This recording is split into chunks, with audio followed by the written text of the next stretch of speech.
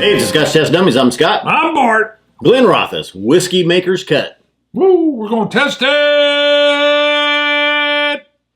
Glenrothes Sherry Whiskey Scotch style. I love the bottle design. It's grabbable.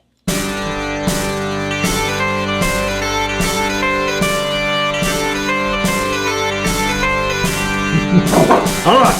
So this calls itself the Master's Cut. What does that mean? Well, it side? must have to deal with the cut of the distillate. Sure. Cutting off the heads and the tails. Right, but aren't they all a Master's Cut? Maybe some they master a little bit more. Yeah, maybe it's a novice cut. 48.8%. Now, this has been out for a while. Okay. By that, I mean... You mean 750 milliliter couple years. bottle? Yeah. Yeah. Well, I don't know how long this one had been sitting on the shelf. We've never reviewed it. 48.8% ABV, matured only in first fill sherry seasoned oak casks, bottled at natural color at the strength selected by our master whiskey maker. Love it. And it smells different. It smells kind of like a fresh, I don't know. I do get touches of wine in there. Oh, no, there's dark. Yeah, there's the dark sherry on the nose. A little bit sweeter. Huh. What's the ABV? 48. Okay. Something, 48.4. Okay. Was it? Good enough. I didn't see it. Well, you picked it up. I didn't know where to look. 48.8. I got flummoxed. How come I say it and then you got to ask what it was? Oh, I don't listen to you.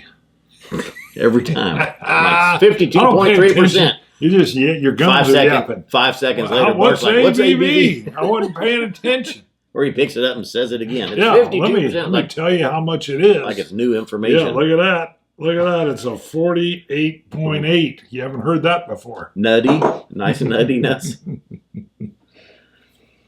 I don't know. Still smells clean and refreshing. This did have a box too. It was red, but it was pretty square and big. And so I was like, yeah, it takes up too much room. We don't need that big a box. People that got whiskey, look at your shelves. You don't have room for boxes. No, I don't. Don't they open display it though too? It's almost like it's a frame. Yeah. Yeah. Okay. Yeah. All right. Sweet, juicy, caramel. Wow, almost no oak at all. Wow. Yeah, it hits you right up front though. The dark fruits. A little bit sweeter though. I mean, you do have some of the raisins, the plums, but there's some raspberries, other berries as well in there with it. Little thin on the finish or first sip. Really nice up front, mid palate. Finish went away a little bit quickly. It did. It had a little more boost on the second sip though. A little bit of sulfur. I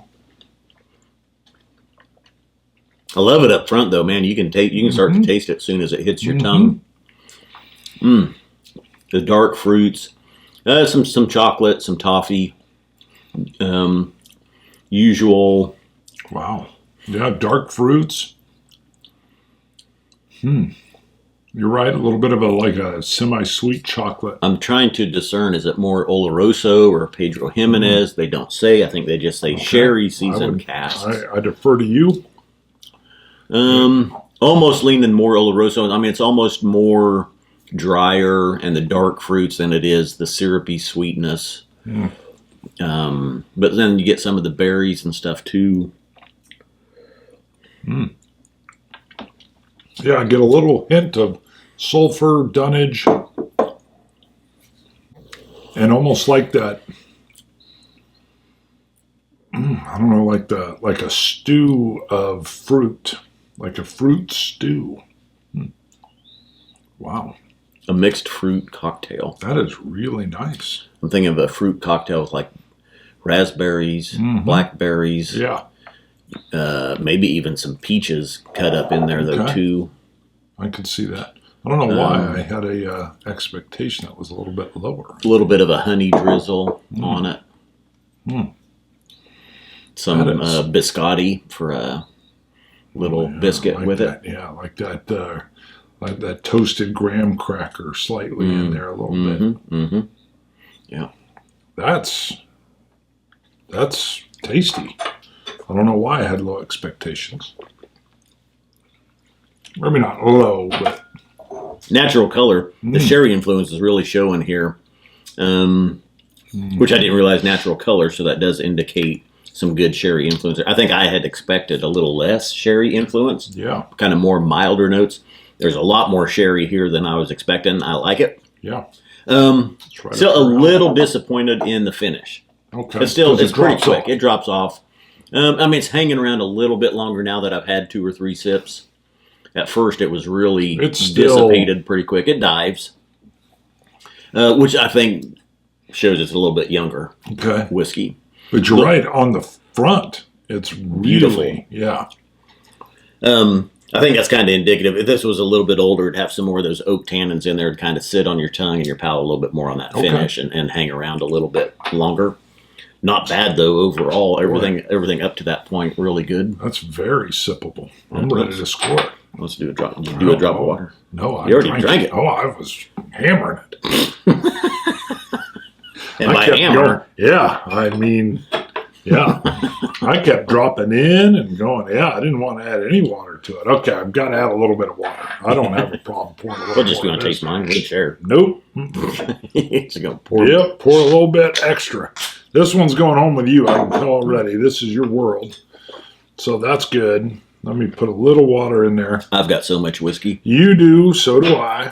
But you got to learn deserves to go. You got to center that label. You set stuff down all the time. You got to remember, frame. We're a visual. You had to tell early on years ago. Look at this. Like I don't know it's visual. YouTube is visual. It's visual medium, and you all the time. I take a look and hey, look at that. Look at that. You can see the top of the cap. You can see the cap there. Look at that. Push it off of the edge. I know. That was my fear. It would drop off and blow up. Yeah, it does. That's a weird label, though. The label's a little off there. No, you look at the back. You should look at the label on the back. Let me blame the label. This label is odd. See, look at that. It's really difficult to do. Always busting my chops. Busting. This is great. This is good flavor. Yeah, I like it. Impressed. I think beats expectations. Ooh, careful with that. Glenrothes is part of the Edrington group, which is Highland Park and Macallan as well. Good. Can't go wrong. Nope. They do some good whiskeys. That should be your screen grab right there. I don't get attention. Your screen grab. Yeah. You're the one editing these. Ooh, don't do that. What? Oh, my God. No, that's bad. Oh, yep. Good enough.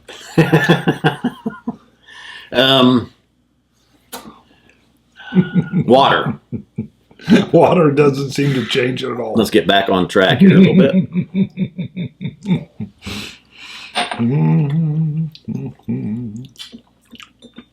I don't think it changes it. This is, you know what, though? Surprisingly, this is moving into sherry bomb territory. Okay. Yeah, I think so, because it is so... It's really sherry forward. It is sherry throughout. Yes. This one I would throw into the sherry bomb category, which I didn't expect. I kind of expected a lesser...